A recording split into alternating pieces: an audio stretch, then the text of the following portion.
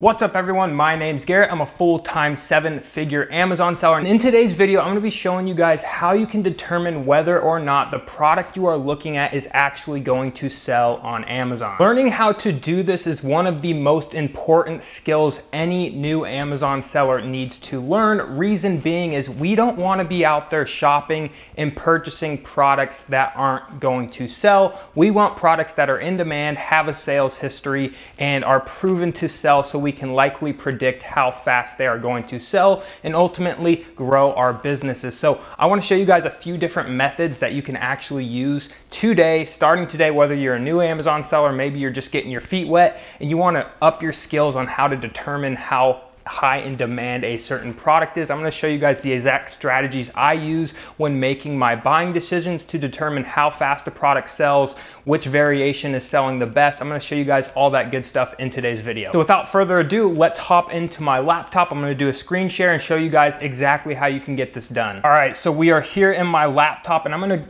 break this down in certain steps, right? Some of you may be new Amazon sellers, so you might not have a ton of capital. So I'm going to show you some free resources and some kind of more advanced tactics that I like to use to determine the demand of a product on Amazon. So the first thing we want to do and identify, first of all, is the sales rank of a product, right? And what the sales rank is Amazon has a ranking system based on the category a product is listed under. So for example, these shoes listed right here are in the clothing, shoes, and jewelry category. You can see the best sellers rank is 27,000. And if you don't know the whole ranking system on Amazon, it's based per category. The #1 ranked item is the fastest selling all the way up to millions of products in this category. So the lower the rank of a product, the faster it's gonna sell. So we know this product right here that we're looking at is ranked 27,492 in the clothing, shoes, and jewelry category. So a cool free resource for you new sellers out there is called Jungle Scout. They have a free sales estimator on their website, so definitely check it out if you haven't heard about this before. But what we can do here is we can type in that 24,000 about 500 sales rank.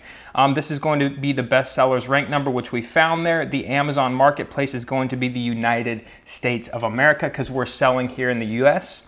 And the product category is going to be the clothing, shoes, and jewelry. And all we have to do is type in those few key details about the product we're looking at and go estimate sales. And as we can see, based on this rank inside of the clothing, shoes, and jewelry category, this listing is generating roughly 1,110 sales per month. So that's the first kind of easy way to go about figuring out how often an item is selling on a listing. But there's more stuff we need to look into, especially for this listing because it has variations. Now, that sales amount is going to be based on the entire listing for every size, for every color, so on and so forth. What I really like to do, especially with these variation type of listings, if you haven't heard of Keepa, I definitely recommend it over any tool that any Amazon seller needs. If you don't have Keepa, this is one tool you need to invest in because it shows us a ton of data that we need as Amazon sellers to make the proper decisions when going out there and purchasing products. So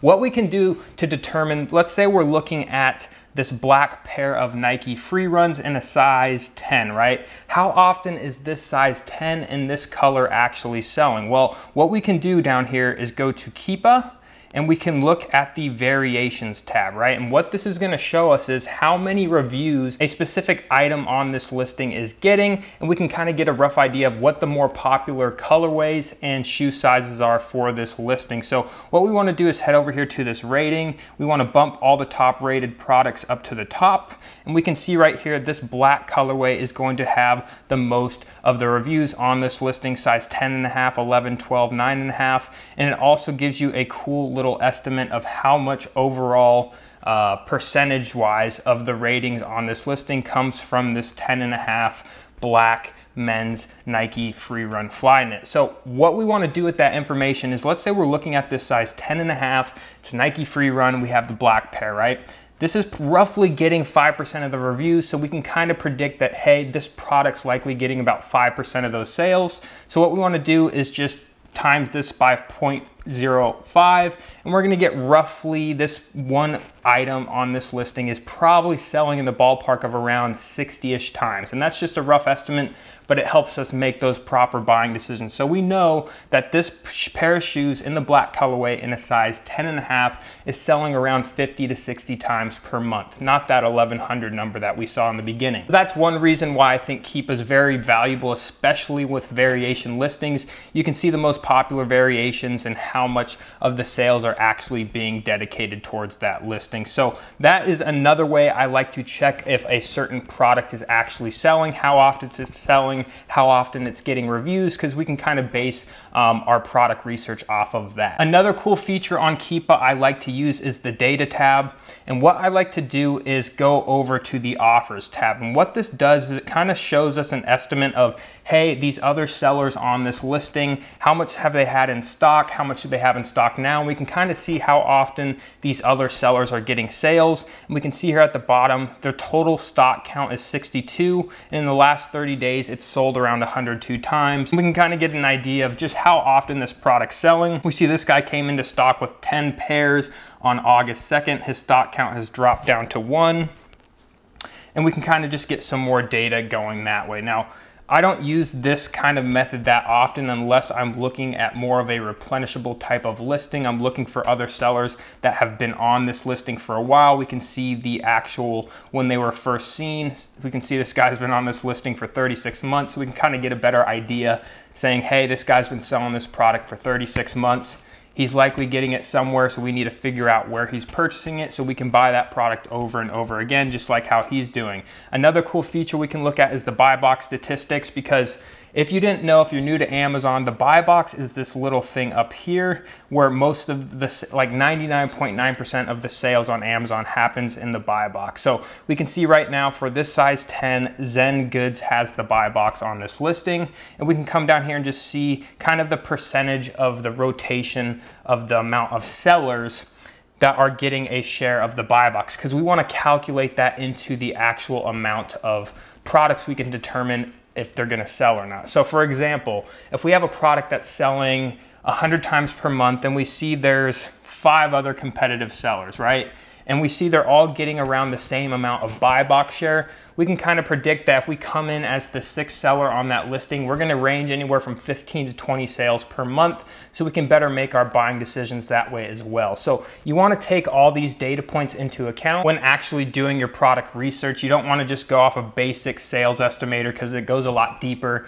Like I said, there's variations, depends on how many competitive sellers are on that listing, how much stock they have, so on and so forth. So that's another way that we can determine how often we can plan on selling a particular item. And the last thing I really consider is just looking at the actual Keepa Graph to see what has the sales rank looked like, what have the new offer counts looked like, are people coming in stock, out of stock, are prices tanking, is the pricing very consistent? I like opening up the year tab, especially during seasonal times like Q4. Is this product just experiencing a dip in sales rank because of the seasonality?